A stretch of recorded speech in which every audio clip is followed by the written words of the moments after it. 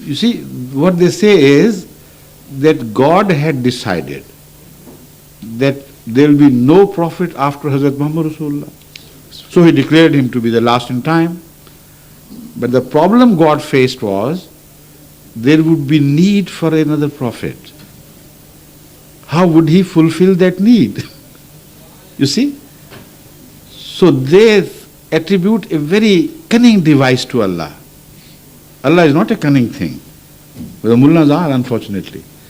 They attribute this cunning device. They said, God said, all right, I'll condone my mistake by keeping Jesus alive for just such an opportunity or requirement, such an eventuality. And when the last prophet would have come and there will be need for another prophet, I'll bring back Jesus the other way around.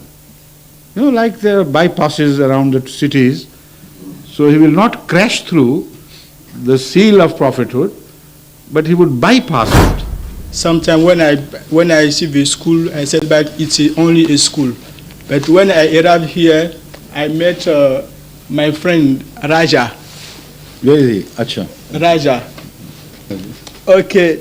He told me about Ahmadiyya, and now I want to know the purpose of Ahmadiyya.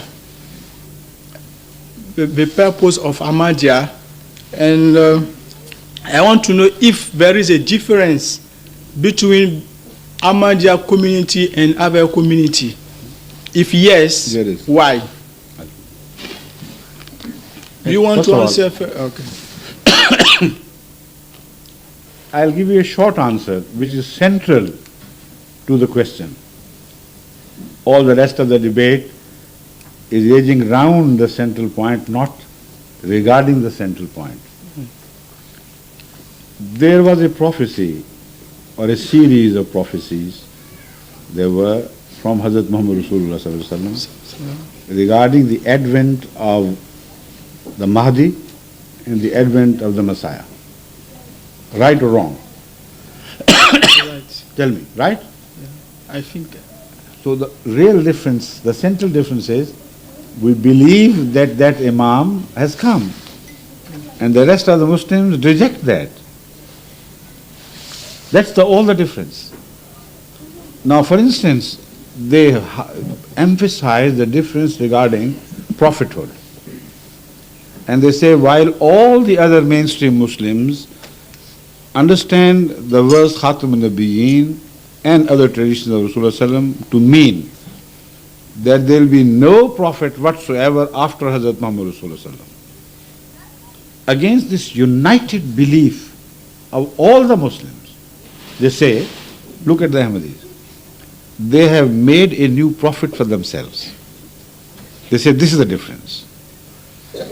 Okay, let's first turn to the issue again, which I said was central to the debate. The Mahdi and the Messiah. Let us hear from them who blame us of having invented a new meaning and attributed it to was Khatme Nabiyyin, and understand what their view about this is. Okay? If you ask these ulama, will the Messiah who would come be a prophet of God or not? What would be the answer? It's not God. Fine? It's not God. He's not God. But the one who will come in the Ummah, and they believe he has not come. But if you ask them, will he be a prophet of God or not, what do you think would be the answer? I think we have one God. I'm not talking of oneness of God or plurality of God. Yeah. Please try to understand. I know it's difficult for you to fully understand English, but I'll make it easier. I tell you the answer.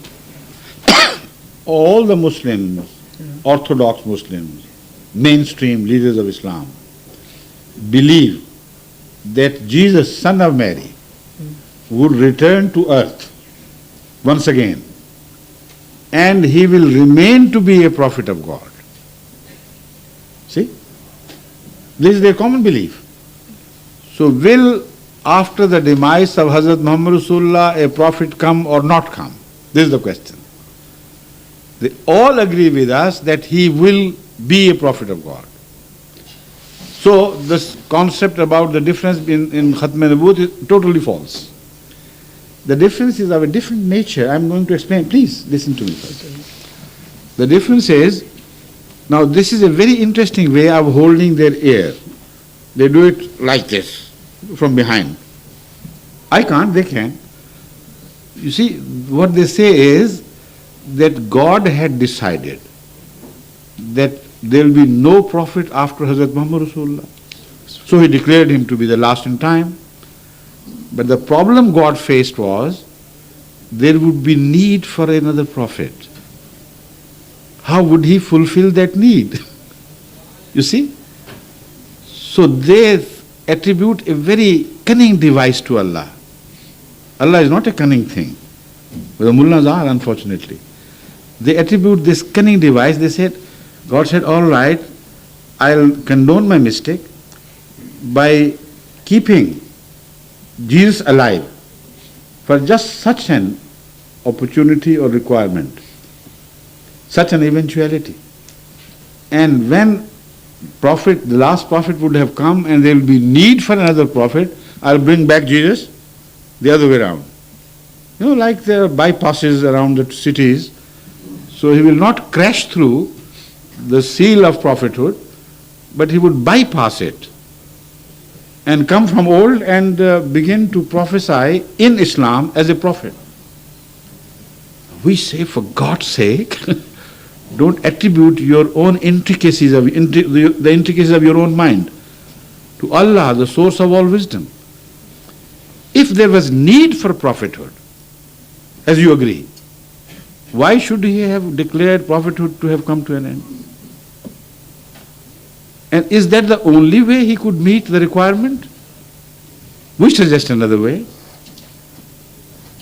Why was the Holy Prophet final, last? Because he had brought a Sharia which was perfect. Because he had brought a book which was unchangeable. So a book which is unchangeable, which is perfect, cannot be changed. That is how he is the last. So, as far as the requirement of the future ages are concerned, those requirements would demand the coming of a prophet.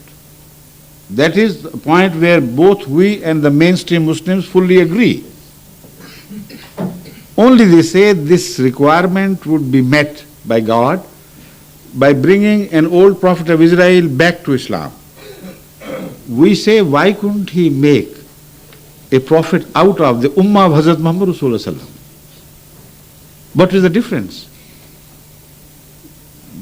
Why should Jesus come and become a Muslim this time? They say, because after Hazrat Muhammad Rasulullah, no non-Muslim prophet can come. So a prophet from the old stock, brought back and made to enter the new stock, and that is how Allah fulfills the requirement. What an intricate system of thinking.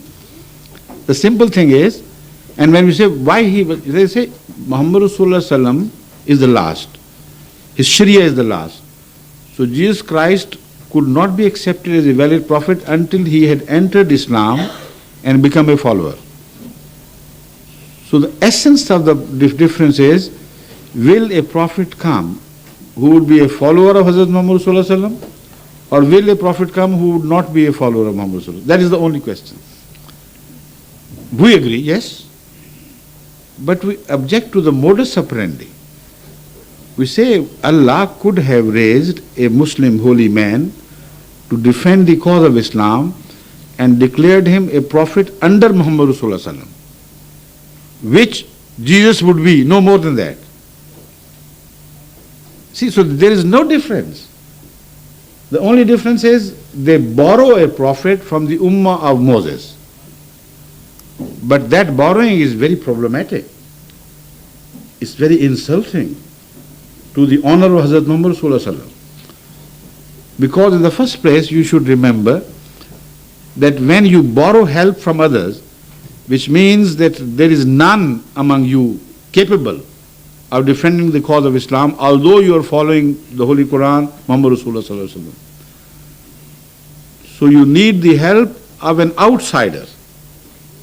Like somebody is being robbed and the children are poor, defenseless children, and they shout and the neighbor comes scaling the wall into the house and says, I have saved you. I'm saved. He does save them. And who would be the benefactor? The helpless children, or the one who goes through the trouble of jumping into their house and saving them from the robbery or destruction? Who would be the benefactor? Who would benefit and who will be the person who will be the benefactor of these people? Of course, the one who comes from the neighbor's house. This is how they insult the Ummah of Hazrat Muhammad Rasulullah, the name and honor of Hazrat Muhammad Rasulullah, and do it in the name of honor. They say this is how Muhammad Rasulullah emerges as honorable. His Ummah will be bereft of all possibility of independent survival. Then would come a borrowed prophet from the Ummah of Moses. Whose Ummah would be greater? Whose follower would be greater? Simple question. They never address. Another thing, Jesus Christ was borrowed from the Ummah of Moses for the sake of saving the Ummah of Muhammad Rasulullah Sallallahu Alaihi Wasallam. But the Holy Quran goes on declaring that Jesus was Rasulan ila Bani Israel. Jesus was only a prophet who came to the children of Israel. So are all the Muslims children of Israel? When Jesus comes, the old one, if he comes, the first question should be raised by the ulama and the Hafaz Quran particularly. Look here, we read this in the Quran, that you are a prophet only for the Israelite people. What business have you got to do here with us? Go back to Israelites. Maybe you better land in Israel rather than in any Muslim country. So these are the problems which are insoluble. They have no answer for this. On the other hand, we point out that the Holy Quran itself has resolved the problem for us. Why don't you read other verses of the Quran concerning the same subject of finality? On the one hand, Muhammad Rasulullah is mentioned as Khatme Nabiyyin. Agreed, there is no doubt about it. On the other hand, in Surah Nisa we read, وَمَنْ يُطِعِ اللَّهَ وَالرَّسُولَ فَأُولَٰئِكَ مَعَ الَّذِينَ أَنْعَمَ اللَّهُ عَلَيْهِمْ مِنَ النَّبِيِّينَ وَالصِّدِّيقِينَ وَالشُّهَدَاءِ وَالصَّالِحِينَ وَحَسُنَ أُولَٰئِكَ رَفِيقًا. مَنْ يُطِعِ اللَّهَ وَالرَّسُولَ. Whoever obeys, not believe. You have to believe in all prophets. Here is the question of obeying. Whoever obeys Allah and His Prophet Muhammad Rasulullah, from now on they will be the only people who will be blessed by God with favors. It stops there, but the verse still continues. It says, sir, what favors? Minan Nabiyina. They will be from among the prophets. Was-Siddiqina, and the righteous people. Was-Shuhadai, and the martyrs. Was-Salihina, and ordinarily good people. These are the four rewards granted to the people of Hazrat Muhammad Rasulullah if they obey him. These are possible ranks to which they will be raised. So when God had already said it, that my making a prophet out of a perfect follower of Hazrat Muhammad Rasulullah is not forbidden, despite my declaration that he is Khatme Nabiyyin, then who are the Maulvis to object to this and say, no, God couldn't make a prophet out of the Ummah, so he had to borrow it from the Ummah of Moses. So this is the central issue, the only dividing line. The rest is all their noise. They're making noise about Ahmadiyyat, confusing the minds of the people, because simply, the ordinary people in Islam, they don't know how to say prayer, many of them. They don't know how to act righteously, to abstain from dishonesty, etc., but they know that they must love Muhammad Rasulullah. That must go to their credit. And they exploit their love by saying another person has come who has robbed Muhammad Rasulullah of his honor. When they hear it, they can't understand what is being said. They suddenly, are worked up into high pitch of emotion against Ahmadiyyat and the claimant the founder of the Ahmadiyyat. This is no normal, sensible way. Look at the issue as I have re-explained to you. The difference is not that, what they claim.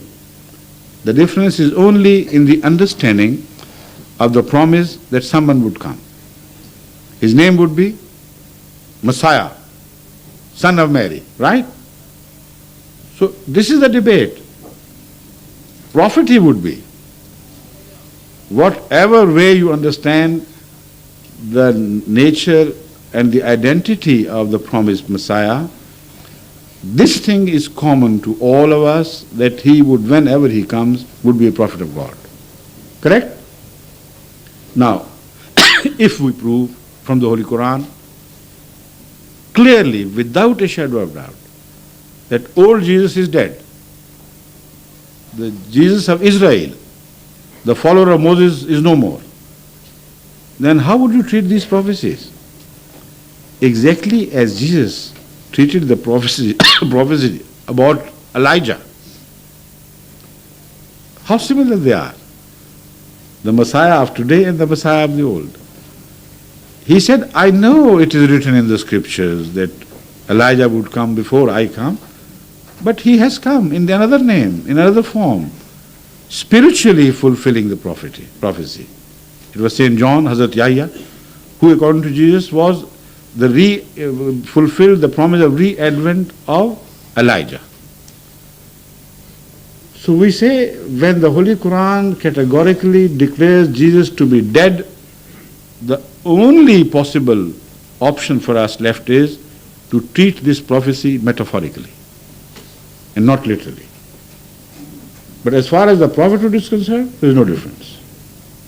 All agree that whoever he is, Jesus, son of Mary, who is to revisit us, whether he revisits us in the spiritual revival, in his qualities and character, or he is to revisit us personally, irrespective of this question, all agree that the promised Messiah would be a prophet of God.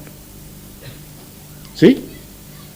So the difference about Khatme Nabuwat is all a false, cooked up affair. It has nothing, no reality in it. I have a question about Jesus. You have already answered that question. But the problem here, we in Africa, we are learning Islam. Yes. And before coming into United Kingdom, I have discussed about that subject with someone. But according to him, Jesus said he will come back. And he is the last prophet. And today, according to you, he has come. According to you, he has come. He comes back. He will not be the According prophet. to us, he has come like always the promised ones come. Scan the entire history of religion. You will come across many promises where old divines were mentioned to revisit. They were promised. All right, we agree with all of them. They have gone to heaven somewhere. Has anyone returned in person or not? This is the question. Show me. One person Even I permit you to use the Shia beliefs about Imam Mahdi. He has also disappeared. But has he come back in person? Where? That's the problem. Buddha. What I That is the I problem, told you, yes. we are learning. If we follow someone, someone can give us his opinion, and when we meet another person, he gives his opinion again. But if the opinion, All right, I understand. Yeah. If you have to go to Wandsworth Town Hall, you are summoned by the council, for instance. You ask someone which way leads to the Wandsworth Town Hall, he tells you this way, and another person says that way. Would you abandon your attempt to reach the town hall and sit there because the opinions differ? So I don't have to go there anymore. You will certainly not. You will use your wisdom, your mind, your logic, your common sense, and sift the material presented to you and decide which one is right and which one is wrong. That is what you do in everyday life. So why shouldn't you do that in application to the recognition of the Mahdi and the Messiah? Listen to us, listen to them. Then compare and sift the material with the help of the inbuilt system which God has provided you of the touchstone of taqwa, the fear of Allah, and common sense. This is a touchstone with which every man is born, whether he is Yehudi or Isai or whatever name you may give him.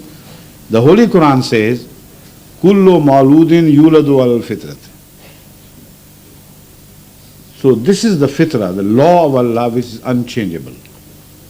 And you are also born with this provision of the possibly entertaining the fear of Allah and using your grey cells.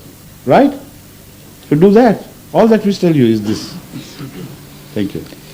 Yes, I suspected that if you were also from Ivory Coast, you would not permit any other African to ask his question.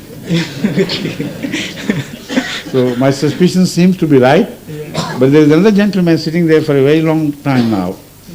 Out of courtesy to him, let's bring this series of questions on your part to a close. Okay. Thank you. Thank you. Please.